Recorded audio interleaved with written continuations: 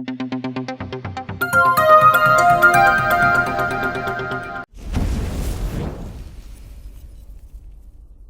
Everyone, welcome back to pharmacy India live. कैसे हैं आप सब? चलिए आज का सेशन स्टार्ट करते हैं। आज की क्लास जो कि होने वाली है हॉस्पिटल एंड क्लिनिकल फार्मेसी, जो सब्जेक्ट है हमारा डी फार्मा सेकेंड ईयर में। तो उसका मॉडल पेपर सेकेंड हम चला रहे थे, जिसमें हमने सेशन 1 में इसका पार्ट 1 जो था, जहां पर हमने वेरी शॉर्ट आंसर्स के बारे में डिस्कशन किया था कि किस तरीके के वेरी शॉर्ट टाइप के क्वेश्चंस आ सकते हैं और कैसे हम उनको बेसिकली अटेम्प्ट कर सकते हैं, क्या हमारी स्ट्रैटेजी होनी चाहिए आंसर्स को लिखते वक्त। आज के इस सेशन में हम बात करने वाले हैं मॉडल पेपर 2 के पार्ट 2 की, जिसमें हम पढ़ने वाले हैं शॉर्ट आंसर्स टाइप क्वेश्चंस, कि शॉर्ट आंसर्स या शॉर्ट क्वेश्चंस किस तरीके के आते हैं, क्या हमारी सोच होनी चाहिए जब हम इन क्वेश्चंस को अटेम्प्ट करते हैं। तो चलिए शुरू करते हैं। उससे पहले आप हमारे चैनल फार्मेसी इंडिया लाइव पर नए हैं, चैनल को सब्सक्राइब कीजिए। साथ ही साथ आप हमारी application pharmacy India mobile app download कीजिए गूगल प्ले स्टोर से, और इसमें आप बेसिकली जुड़ जाएंगे हमारे साथ। और वहां पर आप चाहे डी फार्मा फर्स्ट ईयर से हैं या डी फार्मा सेकेंड ईयर से हैं, तो वहां पर आपको चैप्टर वाइज नोट्स अवेलेबल हैं, chapter wise video lectures available हैं, और वहां पर आप चैप्टर वाइज मॉडल पेपर्स भी देख सकते हैं, तो वहां पर आपको मिल जाएंगे। तो आज का जो बेसिकली हमारा सेशन है वो है मॉडल पेपर 2 से, जो कि होने वाला है हॉस्पिटल एंड क्लिनिकल फार्मेसी में। ठीक है, आगे चलते हैं। तो इसके अंदर हम डिस्कस करने वाले हैं शॉर्ट आंसर्स के बारे में, कि शॉर्ट टाइप के क्वेश्चंस किस तरीके के आते हैं जब हमारा फाइनल एग्जाम होता है हॉस्पिटल एंड क्लिनिकल फार्मेसी का। तो चलिए शुरू करते हैं। उससे पहले हम बात करते हैं कि जो ये शॉर्ट आंसर्स आज हम इस सेशन में डिस्कस करने वाले हैं, तो उसमें बेसिकली सिलेबस क्या कवर होने वाला है, कौन कौन से चैप्टर से हम शॉर्ट आंसर्स को लेने वाले हैं, पूरा सिलेबस होने वाला है या कुछ चैप्टर्स, तो वो मैं आपको बता देता हूं।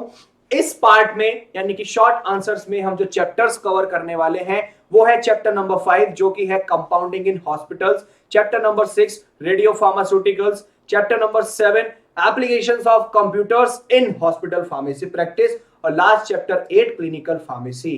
चैप्टर 5 to 8 के ही इन्हीं चैप्टर्स के बीच में से शॉर्ट आंसर्स टाइप के सैंपल्स मैं आपके लिए लेके आया हूं, उन्हीं को हम आज डिस्कस करते हैं। जिसमें सबसे पहला क्वेश्चन आता है, what are the role of compounding, कि कंपाउंडिंग का क्या रोल होता है, उसके बारे में हमें इस क्वेश्चन के अंदर बताना है। तो अब हम बात करते हैं कि रोल्स क्या क्या है कंपाउंडिंग के, कि कंपाउंडिंग किस लिए की जाती है, की जा रही है तो क्यों। सबसे पहला पॉइंट आता है कि जो फिजिशियन होता है वो ये डिसाइड करता है कि कैसे उसको प्रिस्क्राइब करना है, कौन कौन से मेडिकेशंस को उसे कंपाउंड करना है अपने पेशेंट के लिए, जिस भी बीमारी के लिए वो पेशेंट इस डॉक्टर के पास आया है, और उसकी हेल्थ पर कौन कौन सी चीजें असर कर सकती हैं और कौन कौन सी नहीं, उन चीजों को बेसिकली वो ध्यान में रखता है। और साथ ही साथ जो कमर्शियली मैन्युफैक्चर की जाती हैं, यानी कि जिनको एज सच प्रॉपर नॉर्म्स के साथ नहीं बनाया जाता है, ऐसे प्रोडक्ट से उस पेशेंट को बचा कर रखना है, उसके बारे में भी सोचना होता है डॉक्टर को। तो जो फिजिशियन है वो ये डिसाइड कर सकता है कि उसे कौन कौन सी मेडिकेशंस को प्रिस्क्राइब करना है और कौन कौन सी नहीं, कौन सी ड्रग्स वो कंपाउंड करना चाहता है, कौन सी नहीं, वो डिपेंड कर जाती है सबसे पहला कि जो पेशेंट है उसके लिए जो फॉर्मुलेशंस बनी हुई हैं, फॉर्मुलेशंस जो डेवलप हुई हैं, वो एक्यूरेट हो पाएंगी या नहीं। साथ ही साथ जो पेशेंट्स हैं वो कमर्शियली प्रिपेयर्ड प्रिस्क्रिप्शंस जो होती हैं ड्रग्स की, बेसिकली वो उनको ले सकता है या नहीं, उस पर डिपेंड करता है।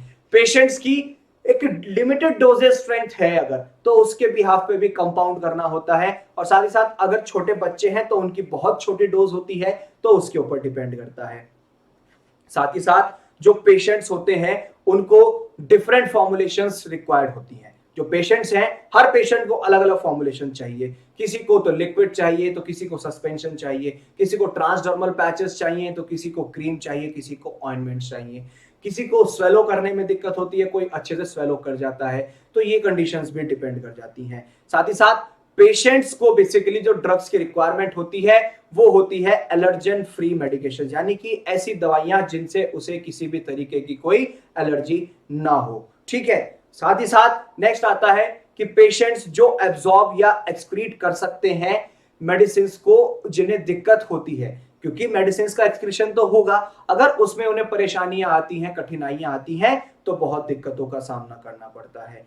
आगे चलते हैं। नेक्स्ट पॉइंट कहता है कि ऐसे पेशेंट जिन्हें ऐसी ड्रग्स की रिक्वायरमेंट है जो कि बार बार वो डिसकंटिन्यूएशन में जा रही हैं, फार्मास्यूटिकल मैन्युफैक्चरर्स जो होते हैं उनकी वजह से जो प्रॉफिट मार्जिन है वो कम हो जाता है, वो डिपेंड कर जाता है पेशेंट्स की। अगर जहां पेशेंट रहता है उसे दवाइयां ठीक से नहीं मिल पा रही हैं, शॉर्टेज हो रही है सप्लाई में एक नॉर्मल ड्रग की, तो दिक्कतों का सामना करना पड़ता है। साथ ही साथ ऐसे पेशेंट्स होते हैं, छोटे बच्चे ऐसे होते हैं जिन्हें फ्लेवर्ड एडिटिव्स की रिक्वायरमेंट होती है, जो लिक्विड डोजेस फॉर्म है तो उसमें फ्लेवरिंग एजेंट्स हो, तो वो भी ध्यान रखना होता है एक फिजिशियन को, एक डॉक्टर को। जो वेटनरी मेडिसिन होती हैं, बेसिकली डोज को कब चेंज करना है, किस तरीके से चेंज करना है, कौन से रूट से इजिली एडमिनिस्टर किया जा सकता है, कि उन्हें ट्रांसडर्मल जेल्स की रिक्वायरमेंट है या नहीं, किनको, जो जानवर होते हैं, या फिर हमें कोई फ्लेवर उसके अंदर ऐड करना ठीक रहेगा या नहीं, तो इन सब चीजों के बारे में भी सोचना होता है। और बहुत से तरीके के bio identical hormones replacement therapies आती हैं, अगर उससे जो है बेसिकली काम नहीं बन रहा है तो तब उन्हें मेडिसिन कंपाउंड करनी पड़ती हैं, तब मेडिसिन को प्रिस्क्राइब करना पड़ता है, तो ये फैक्टर्स इन्वॉल्व हो जाते हैं। और लास्ट में जो पेशेंट्स होते हैं जिनको मल्टीपल मेडिकेशंस चाहिए होते हैं एक कॉम्बिनेशन फॉर्म में बहुत सारी डोजेस का, तो ऐसे पेशेंट्स के लिए कौन सी दवाई कंपाउंड कर सकते हैं वो मैटर कर जाती है। नेक्स्ट क्वेश्चन कहता है mention the types of compounding, मतलब कि कंपाउंडिंग कितने टाइप्स की होते हैं उनके बारे में हमें बताना है। सबसे पहला जो फार्मेसी कंपाउंडिंग है वो एक आर्ट है, एक साइंस है, जहां पर कि किस तरीके से हम एक पेशेंट के लिए पर्सनलाइज्ड वे में मेडिसिन को हम प्रिपेयर कर सकते हैं। ठीक है, और जो कंपाउंडेड मेडिकेशंस होती हैं बेसिकली वो प्रैक्टिशनर के प्रिस्क्रिप्शन के ऊपर बेस्ड होती हैं कि कैसे इंडिविजुअली इंग्रेडिएंट्स को मिक्स करना है, उनकी एग्जैक्ट स्ट्रेंथ क्या होनी चाहिए, डोजेस क्या होनी चाहिए, वो पेशेंट की रिक्वायरमेंट के ऊपर डिपेंड कर जाता है कि पेशेंट को एक्चुअल में चाहिए क्या, कौन से रूट से वो दवाइयां अच्छे से ले सकता है, कितनी डोज ले सकता है, तो उसी के अकॉर्डिंग हमें जो है बेसिकली आप कह सकते हैं कि पर्सनलाइज्ड वे में या कमर्शियलाइज्ड वे में हमें ड्रग्स को बनाना होता है, दवाइयों को बनाना होता है। नेक्स्ट अब बात करते हैं कि जो कंपाउंडिंग होती है उसके कुछ टाइप्स हैं। जैसे सबसे पहला आता है हार्मोन रिप्लेसमेंट थेरेपी, ठीक है, HRT। तो जो एक एडवांटेज है HRT का, हार्मोन रिप्लेसमेंट थेरेपी का, वो ये है कि स्पेसिफिकली एक इंडिविजुअल यानी कि हर एक इंसान के अंदर वो अच्छे से फिट हो जाए और हार्मोन लेवल्स फिट हो जाए, और साथ ही साथ जो HRT होती है उसे हम यूटिलाइज कर सके, हार्मोन्स के ऊपर उसे यूटिलाइज किया जा सके, जिससे कि जो एक एग्जैक्ट केमिकल स्ट्रक्चर होता है हार्मोन्स का हमारी बॉडी में वो हुबहू मेंटेन हो जाए, किसी भी तरीके की कोई दिक्कत ना हो, और बॉडी ये पता लगा ले, ये रिकॉग्नाइज कर ले कि किस तरीके से उसे अलाउ करना है उस पर्टिकुलर थेरेपी को, कहां पर जाकर उसे असर करना है, वो बेसिकली डिपेंड करता है। नेक्स्ट आता है पीडियाट्रिक कंपाउंडिंग।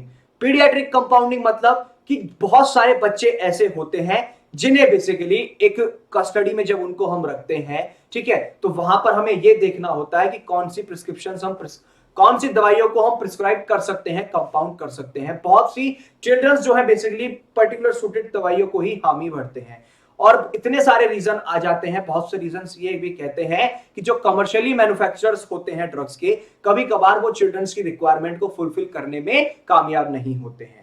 ठीक है, तो एक कंपाउंडिंग जो होती है कि एक जो यंग पेशेंट है, जो बच्चे हैं, बेसिकली बहुत सारी वैरायटी ऑफ वेज में हमें जो है ड्रग्स को कंपाउंड करना होता है। नेक्स्ट आता है वेटनरी कंपाउंडिंग। इस टाइप की कंपाउंडिंग में जो पेट होते हैं उनको हाईएस्ट क्वालिटी मिल सके एक वेटनरी केयर से, जानवरों की हम कैसे केयर कर सकते हैं उसके थ्रू उन्हें अच्छे से अच्छी दवा मिल सके, केयर मिल सके पेट्स को, तो वो डिपेंड करता है। नेक्स्ट आता है जीरियाट्रिक कंपाउंडिंग।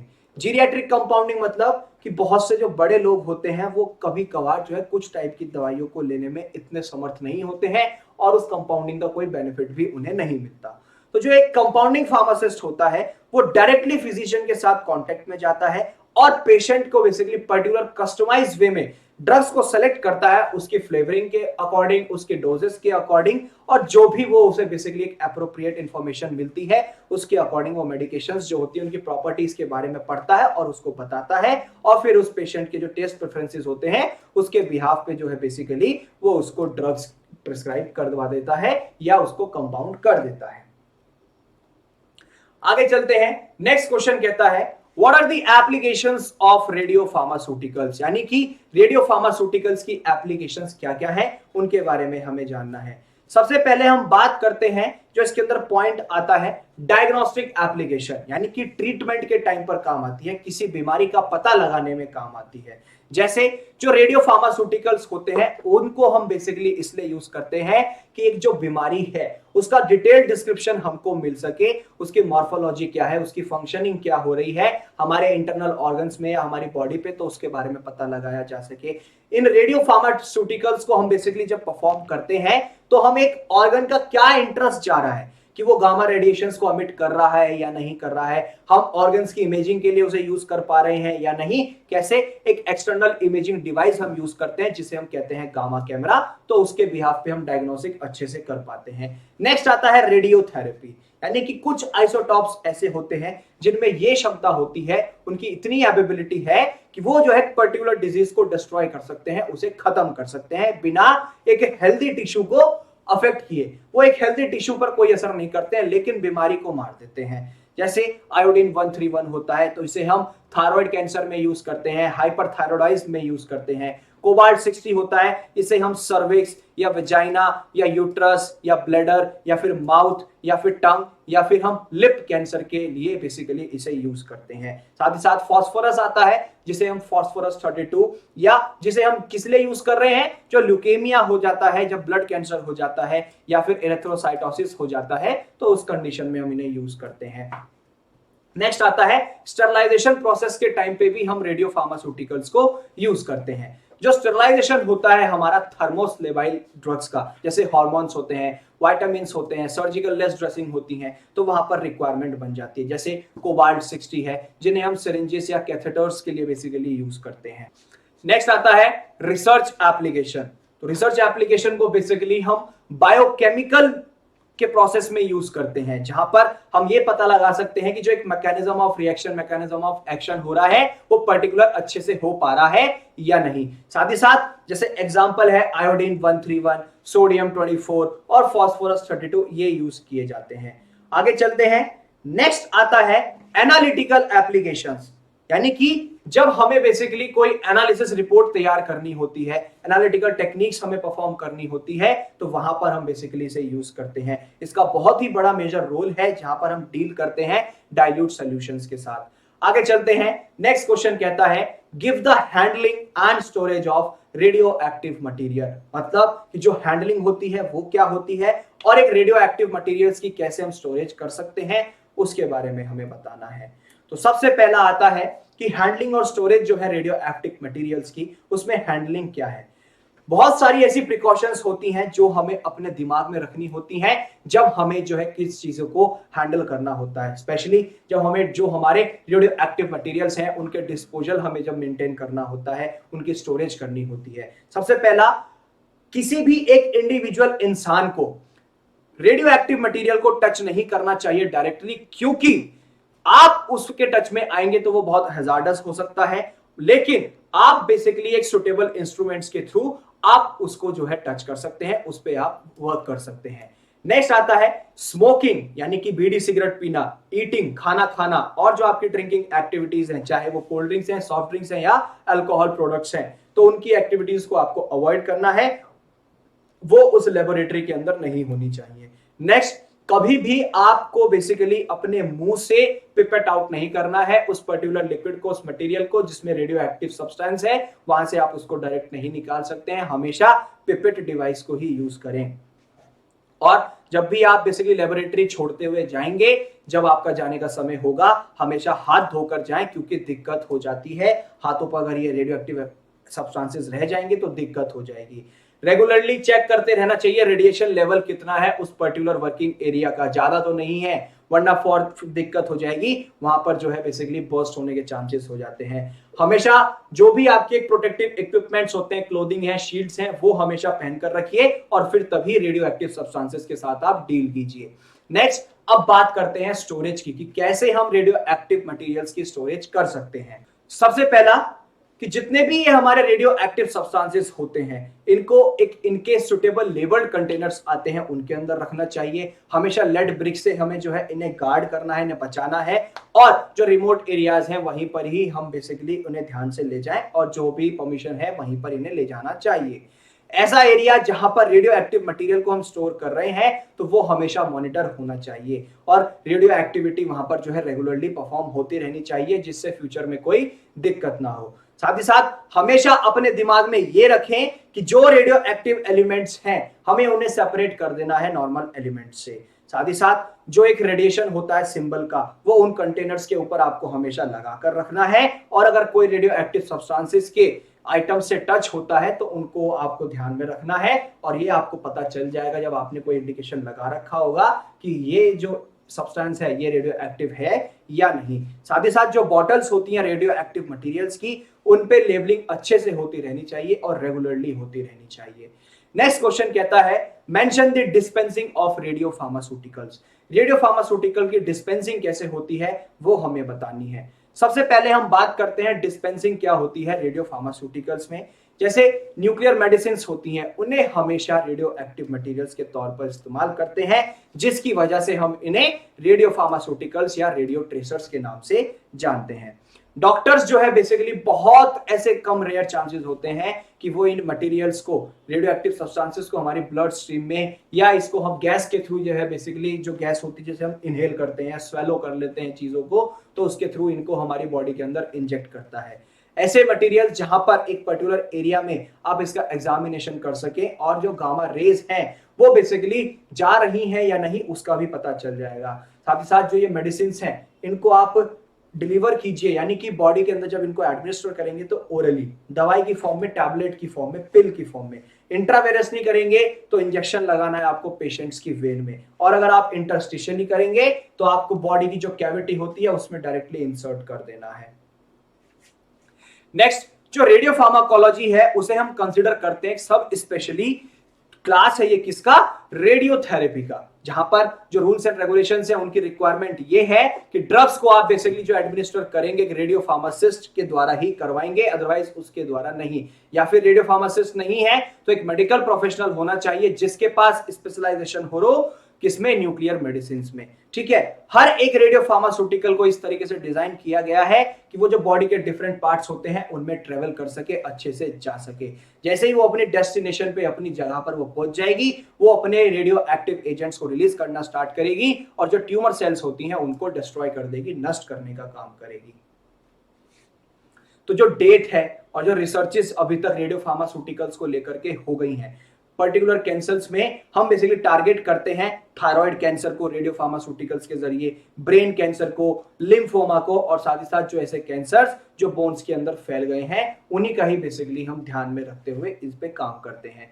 नेक्स्ट क्वेश्चन कहता है what are the advantages of electronic health records, यानी कि इलेक्ट्रॉनिक हेल्थ रिकॉर्ड्स के क्या क्या बेनिफिट्स होते हैं, क्या फायदे हैं, एडवांटेजेस क्या है, वो हमें बताने हैं। सबसे पहले आता है जो पॉइंट है वो ये है कि जितने भी हमारे इलेक्ट्रॉनिक हेल्थ रिकॉर्ड्स हैं उनको हम अच्छे लेवल पर ले जा सकते हैं। कैसे? सबसे पहला कि कैसे हम एक एक्यूरेट नॉलेज उनको प्रोवाइड कराएं, अप टू डेट रखें उन्हें जो भी हमारा लेटेस्ट में आ रहा है, और पूरी की पूरी कंप्लीट इंफॉर्मेशन उनको दें पेशेंट्स को कि जिससे वो जल्दी से जल्दी ठीक हो सके।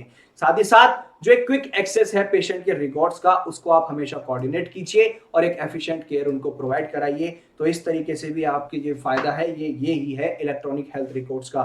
साथ ही साथ जो आपका एक इलेक्ट्रॉनिक इंफॉर्मेशन है उसको सिक्योरली शेयर कीजिए पेशेंट्स के साथ और दूसरे क्लिनिशियंस के साथ, तो वो भी आपकी एक एडवांटेज है इलेक्ट्रॉनिक हेल्थ रिकॉर्ड का। और ये आपको मदद करता है कि किस तरीके से आप अच्छे से डायग्नोस कर सकते हैं पेशेंट्स को, उनके मेडिकल एरर्स को रिड्यूस कर सकते हैं और एक अच्छे से सेफ केयर कैसे प्रोवाइड करा सकते हैं, पेशेंट्स की हेल्थ स्टेटस को कैसे इंप्रूव किया जा सकता है, कैसे आपका इंटरेक्शन एक अच्छा होना चाहिए, कम्युनिकेशन क्या है, उस तरीके से आपकी जो एक हेल्थ है वो कन्वीनियंस वे में होती रहे, तो उस चीज का ध्यान रखा जाता है। नेक्स्ट, आपको हमेशा प्रमोट करना है कि जो भी एक कंप्लीट डॉक्यूमेंटेशन है वो अच्छे से हो, एक्यूरेसी होनी चाहिए उसमें, जो कोडिंग और बिलिंग है वो भी स्ट्रीमलाइन होनी चाहिए, कोई दिक्कत नहीं होनी चाहिए। प्रिवेसी को हमेशा बढ़ाते रहना है और साथ ही साथ जो एक पेशेंट डेटा होता है उसकी सिक्योरिटी आपको मेंटेन करनी होती है। हमेशा प्रोडक्टिविटी को कैसे आप इंप्रूव कर सकते हैं उसमें आपको मदद करनी है प्रोवाइडर्स की, और एक वर्क लाइफ बैलेंस कैसे मेंटेन किया जा सकता है उस पर भी ध्यान देना है। साथ ही साथ जो हमारे बेसिकली एक एफिशिएंसी है उसे कैसे आप बढ़ा सकते हैं, और जो एक बिजनेस गोल्स हैं उनके साथ मीटिंग कैसे होनी चाहिए उस पर आपको ध्यान देना है, और एक जो कॉस्ट होती है उसे कैसे कम किया जा सके कि पेपर वर्क हमें कम करना है या सेफ्टी को हमें बढ़ाना है या फिर हमें जो एक डुप्लीकेशन टेस्टिंग होती है वो घटानी है या फिर हेल्थ को इंप्रूव करना है, तो वो सब चीजें डिपेंड कर जाती हैं एक कॉस्टिंग को रिड्यूस करने में। नेक्स्ट क्वेश्चन कहता है right a short note on development of clinical pharmacy in India, यानी कि एक शॉर्ट नोट लिखना है आपको कि क्लिनिकल फार्मेसी का डेवलपमेंट कैसे हुआ इंडिया में। तो सबसे पहले आइए चलिए हम बात करते हैं 1953 में जो डिप्लोमा है फार्मेसी का डी फार्म, ये बेसिकली मिनिमम क्वालिफिकेशन बन गया था फार्मेसी प्रैक्टिस में, कम्युनिटी में, इंडस्ट्रीज में और हॉस्पिटल सेटिंग्स जो होती थी वहां पर हमें कम से कम डी फार्मा तो कैंडिडेट चाहिए ही चाहिए। उसके बाद 1990s में इंडियन फार्मासिस्ट ने जो है बेसिकली एक एक्टिवली कंट्रीब्यूशन किया अपना कि कैसे हम एक मेडिसिन के जीवन में सुधार ला सकते हैं, मेडिकेशंस को और कैसे इंप्रूव कर सकते हैं, उसमें अपना योगदान दिया। इन एडिशन जो एकेडमिक लीडर्स थे हमारे उस पर्टिकुलर प्रोफेशन में, तो एक master of pharmacy program start किया गया था, और वो किनके साथ, ऑस्ट्रेलियन इंस्टीट्यूशन का असिस्टेंस था, तो उनके साथ मिलकर ये काम किया गया था। फिर इनिशिएटिव में बेसिकली क्या हुआ, जो JSS कॉलेज ऑफ फार्मेसी है 1996 में और 1997 में मैसूर और ऊटी में जो है उन्होंने क्लिनिकल फार्मेसी प्रोग्राम स्टार्ट कराया, जिसके बाद उसके 7 साल के बाद जो एक हमारे 6 ऐसे नए कॉलेजेस बने जहां पर ये master of pharmacy program start करा दिया गया। इस तरीके से क्लिनिकल फार्मेसी इंडिया में आता चला गया। Manipal academy of higher education MAHE Kasturba medical college hospital, वो एक ऐसा इंस्टीट्यूशन है जहां पर ये प्रोग्राम्स चलने स्टार्ट हुए थे 2001 में। नेक्स्ट क्वेश्चन कहता है right a short note on patient counselling. Short note on patient counselling की पेशेंट काउंसलिंग क्या होती है।